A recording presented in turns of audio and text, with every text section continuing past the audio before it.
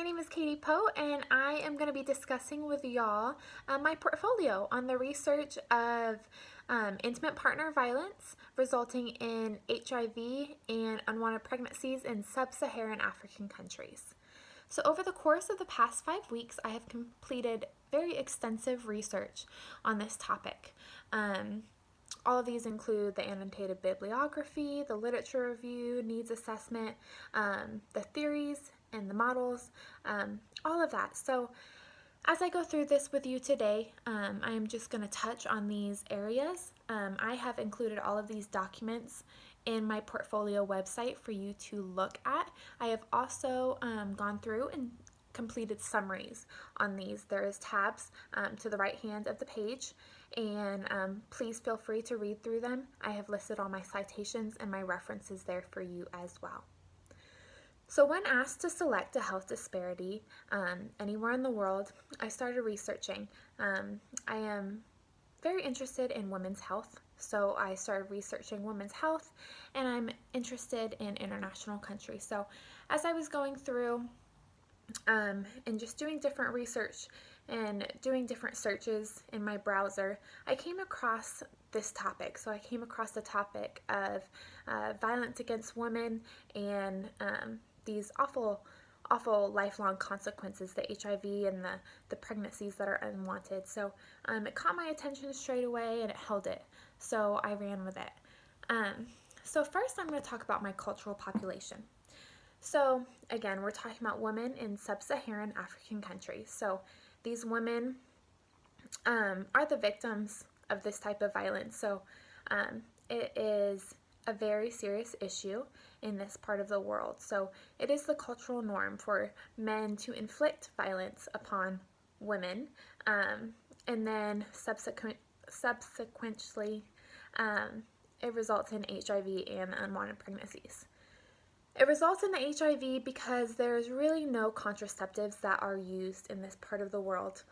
The one contraceptive that is used is an injectable, but it's not widely popular because of its abortion nature. So healthcare workers are reluctant to give this as a daily form or as a plan B, if you will, form of contraceptive because they think it's abortion. In the research that I did on it, it doesn't really have abortion nature. It's not of abortion nature, but they still think it is. Apart from that, the contraceptives are not widely utilized because they don't have access to them. They don't have access to healthcare, and then they don't have the mindset of contraceptive. A lot of this violence is, again, it's a cultural norm. It's inflicted upon these women, mostly when they're married and when they're outside of marriage. Just a lot of violence goes on.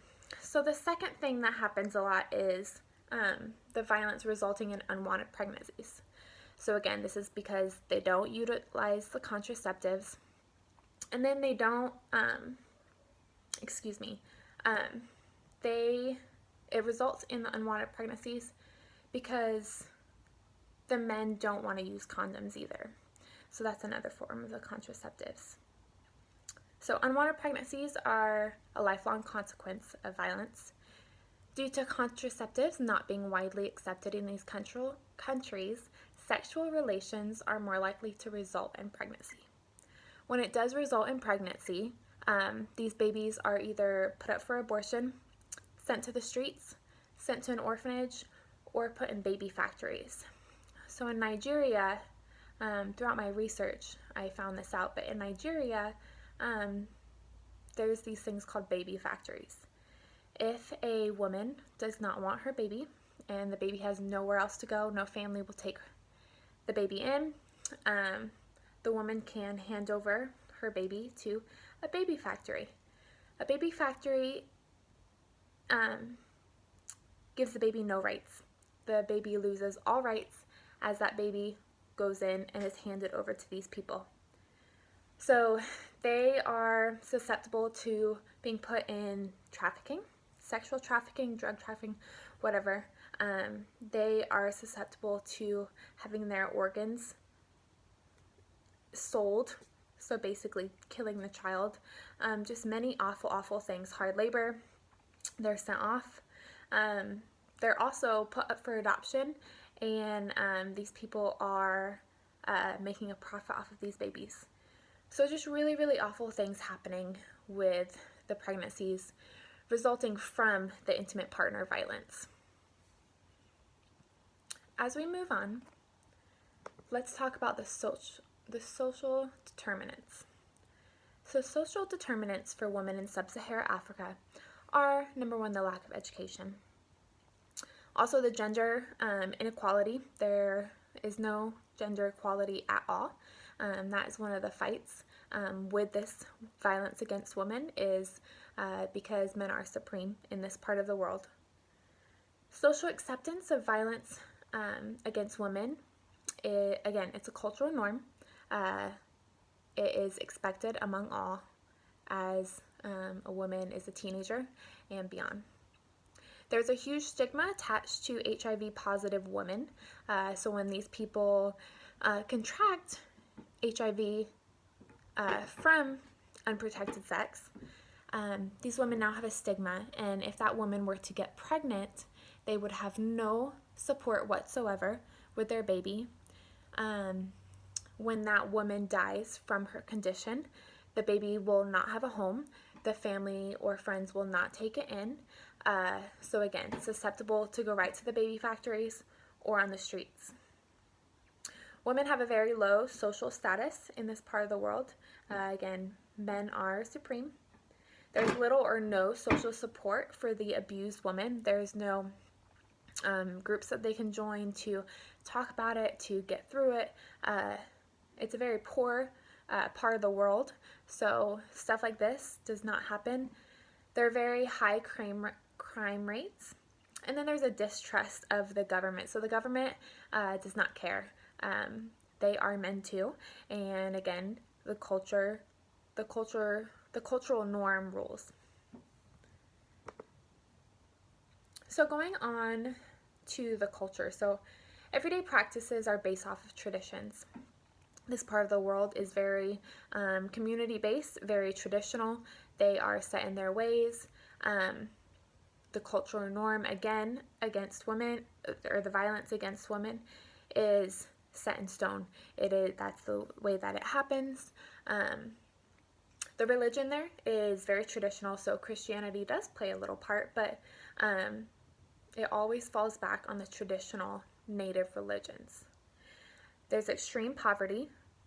There is arranged marriages for all of the teenage girls, usually to an older man. So a young teenage girl will have an arranged marriage with an older man, most likely contract HIV. When she contracts HIV, she is actually more susceptible to experiencing intimate partner violence, so which again results in pregnancy, and then the baby has the HIV, and it's this never-ending cycle. Unemployment is very high, and then oversized population, so babies are being born, no contraceptives are being used, just very oversized population. So going down to our needs assessment. Throughout the literature, it is clear that little progress has been made to decrease intimate partner violence. Again, contraceptives are the best form of preventing HIV and unwanted pregnancies, but they are not utilized by women in this part of the world, either because it's the man's choice, they don't want them to use the contraceptives, and the injectables are not promoted by the healthcare workers. Condoms are not used. They are just not utilized at all. So strides need to be made in this investigation, identification, and execution of increasing the use of contraceptives. It would be a huge milestone if contraceptives were widely accepted in this part of the world. So the greatest need in these countries is to decrease the intimate partner violence in order to eliminate these harsh consequences of HIV resulting in the unwanted pregnancies. These harsh consequences of HIV and the unwanted pregnancies. So the violence is a tricky thing to put an end to. So in order to do this, the most logical way to go about it would be education. Again, violence being the cultural norm in this part of the world, it's not going to change fast. It's going to be a very slow process. So in order to do this, it would take a small group of men and women who are already against this type of violence to start educating their offspring, their children, and for these children to grow up being advocates for women equality. And this is the most logical way to go about it, because the men that are inflicting this harm upon women at the moment are not going to change. It is believed that about 13 to 50% of women are being abused. So very, very high numbers, very sad situations. So the other need is, again, the contraceptive usage. So we talked about that a little bit. It just needs to be utilized. That is the best form of preventing HIV and unwanted pregnancies for adults. And then the other form would be to teach those young people to be advocates for women equality and for them to grow up being advocates. Moving on to our framework model. So I chose to do the information, motivation, behavior model to relate it to this cultural population.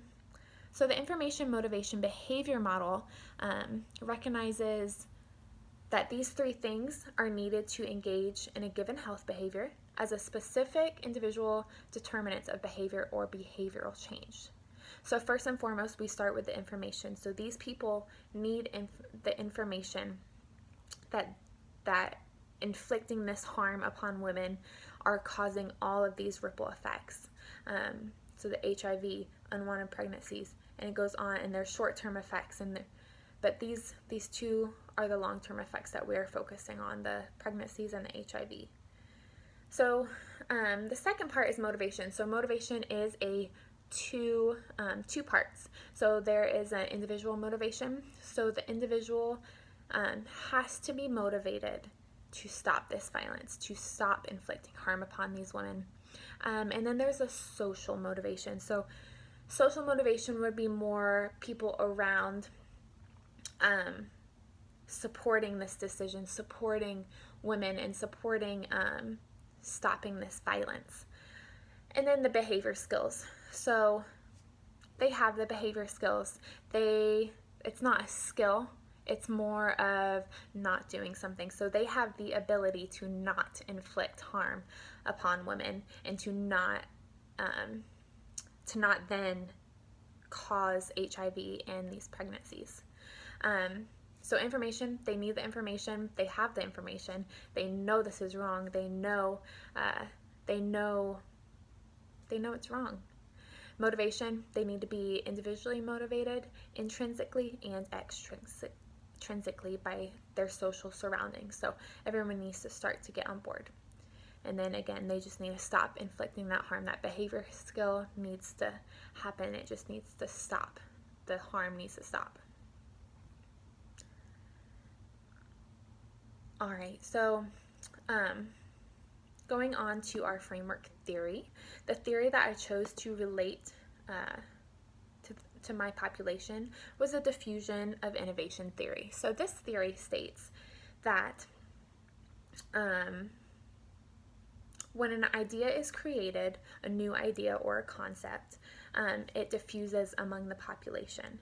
So first and foremost, it starts with those couple early adopters, if you will. So those adopters are all for it. They want to accept the concept, they want to go with it, and they want to be at the forefront of pioneering whatever the concept is. So in our case, those early adopters would be the parents and the teachers who are going to educate their children to not inflict harm upon women. So those early adopters are going to teach their children. Those children are going to grow up, and as they grow up, they are going to be advocates for women. So as they grow up, they're going to start spreading the news, and then the social surrounding is going to change. So in order for this theory to work for this type of population, the government is going to have to get involved. So the government is going to have to make laws against intimate partner violence. They're going to have to make abuse laws. They're going to have to make all of these things, and these women are going to have to speak out for themselves. So as the early adopters grow up and they're advocates and they start getting more people involved, then the government gets involved, and then that's how the concept of woman equality is going to spread throughout the society. One thing to note with this theory is that it doesn't prevent, it's not a prevention theory. So I know that we're kind of talking about preventing violence, but this is more of treating women equality as a new concept, because in sub-Saharan Africa, women equality it's not even in existence. It's not a concept at all. So women equality would be treated as a new concept, and then the society would be educated about it, and then that's how that they would slowly get on. So let's see. So the last thing I want to talk about with you guys is how do we as dental hygienists have a role? How does this relate to us? How does violence in Africa relate to us? So as hygienists, we know that we are up close and personal with our patients. We know everything about them. We know their kids. We know their family. We know, we're very personal. We spend a lot of time very close with our patients. This being said, we know if something's wrong. You know if your patient that you've seen for 6 years has a bad day, and you talk to them about it, and so that makes us in a unique position to identify abuse, whether it be physical or mental or anything like that. But I specifically want to talk about physical abuse. So as dentists, as dental hygienists, we can notice the signs of physical abuse. So one of the signs is making excuses. Your patient that you've seen for 6 years comes in and she is not acting the same way that she normally does, and she's making excuses for everything. Oh, I chipped number 8. I fell and hit a doorknob. Oh, I have a bruise on my head. Oh, that was the doorknob too. You will know if your patient that you've seen for that long is just acting off. Then there will be other changes. So there'll be personality changes. She might be frightened when the male doctor comes into the operatory to do her exam. She might express that she's afraid to go home. She might fear conflict. You might bring up, you have inflammation in your tissues, something's going on, and she cowers. She doesn't want anything to do with it, and you know that's not her. She might even tell you that her husband is abusing her, or her significant other is abusing her. She might appear embarrassed. She might appear anxious or depressed, or really, really low self-esteem. Again, I'm talking about someone that you've been seeing for a long time, but even your new patients, if you see a bruise on them, ask them what happened. You fell? What happened? Oh, you broke your ankle? What happened there? Tell me the story. You need to know, and if they don't tell you, you need to tell them that it's for their medical history, or it's in their best interest that you, as a medical professional, know what's going on with them. If you ever question anything, then it's always a good idea to talk to your dentist, or to, if it's really, really questionable, to just go ahead and report it. It's always better to be proactive than reactive after something terrible has happened. All right, so that is how we relate our careers to sub-Saharan African abuse. So I want you to keep those ideas in mind. I have written them all down on the dental hygiene role page to the right hand of the screen. Again, I would love for you to go through my portfolio online. It has great information. It has all my references and my citations, and I just briefly went over a few things today that I wanted to touch on. I have also included all of my research from the past 8 weeks, so that is under the document page, so feel free to download it and read it over. And then the bibliography has all of my sources, so everything that's in there is in the bibliography. I really enjoyed the past 8 weeks of research, and this community really stuck out to me, and it really touched me in a lot of ways, and I just really hope that something can be done soon about the abuse that's happening in sub-Saharan Africa to the women there. So I appreciate you listening to me, and let me know if you have any questions about my portfolio or the website or this topic at all. Thank you so much.